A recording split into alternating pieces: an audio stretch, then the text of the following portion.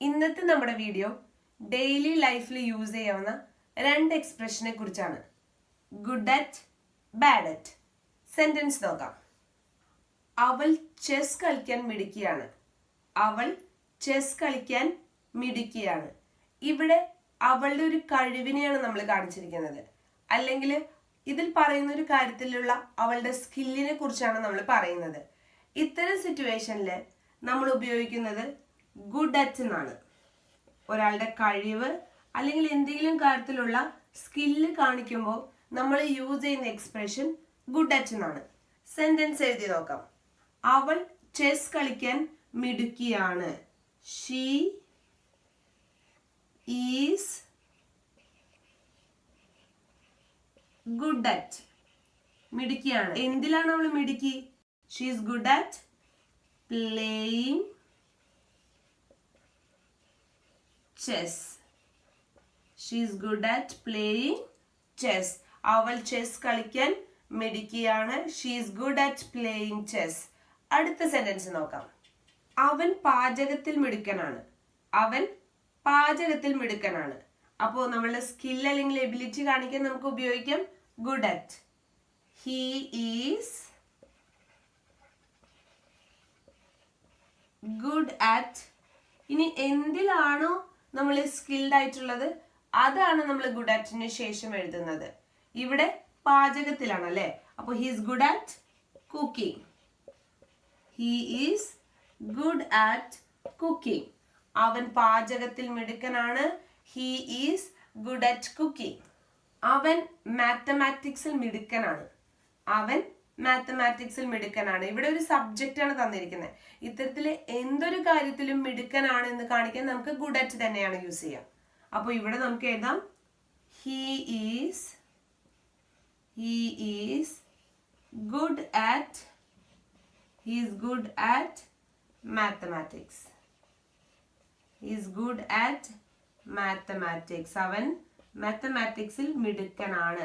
ഇനി ഇതിന് പകരം കെമിസ്ട്രിയോ ഫിസിക്സോ ഇംഗ്ലീഷോ ഏത് വിഷയം വേണമെങ്കിലും, അല്ലെങ്കിൽ ഇപ്പൊ പ്രോബ്ലം സോൾവിങ് എന്ത് കാര്യമാണെങ്കിൽ പോലും ഇവിടെ നമുക്ക് എഴുതിയാൽ മതി.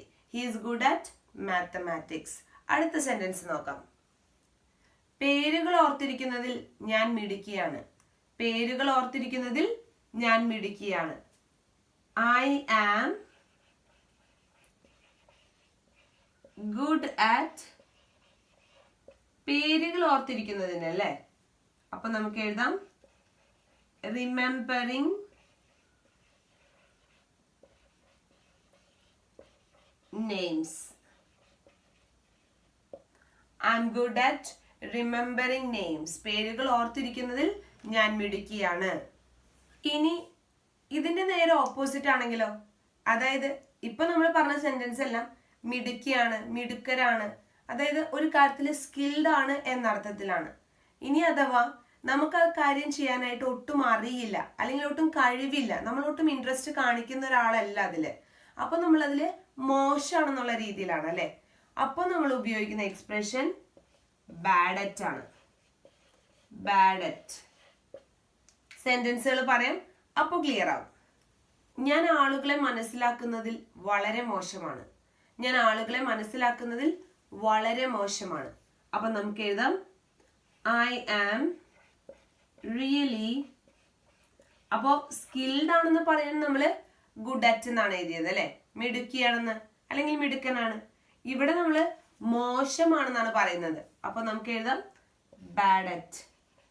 I am really bad at understanding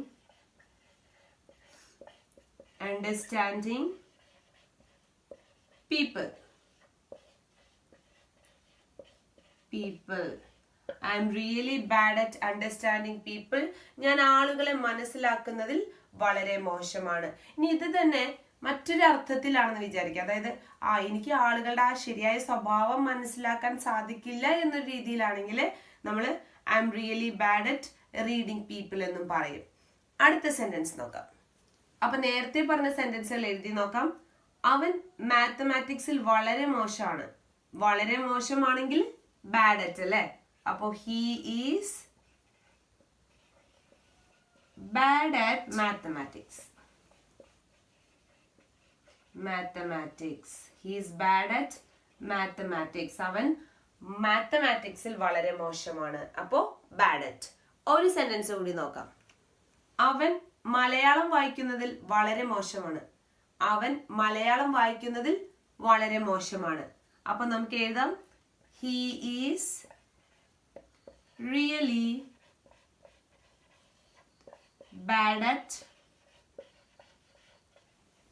reading Malayalam. Reading Malayalam. He is really bad at reading Malayalam. അവൻ മലയാളം വായിക്കുന്നതിൽ വളരെ മോശമാണ്. അപ്പോൾ ഇന്ന് നമ്മൾ വീഡിയോയിൽ ഡിസ്കസ് ചെയ്തത് ഗുഡ് അറ്റ് ബാഡ് അറ്റ്. ഒരാള് ഏതെങ്കിലും ഒരു കാര്യത്തിൽ സ്കിൽഡ് ആണെങ്കിൽ അവിടെ നമ്മൾ ഉപയോഗിക്കുന്നത് ഗുഡ് അറ്റ് ആണ്. ഗുഡ് അറ്റിന് ശേഷം എന്തിലാണോ സ്കിൽഡ് അത് എഴുതാം. ഇനി വളരെ മോശം ഒരു പെർഫോമൻസ് ആണ് ആ കാര്യമെങ്കിൽ അവിടെ നമുക്ക് എഴുതാം ബാഡ് അറ്റ്. പറഞ്ഞ കാര്യങ്ങൾ ക്ലിയർ ആയെന്ന് വിചാരിക്കുന്നു. Thank you.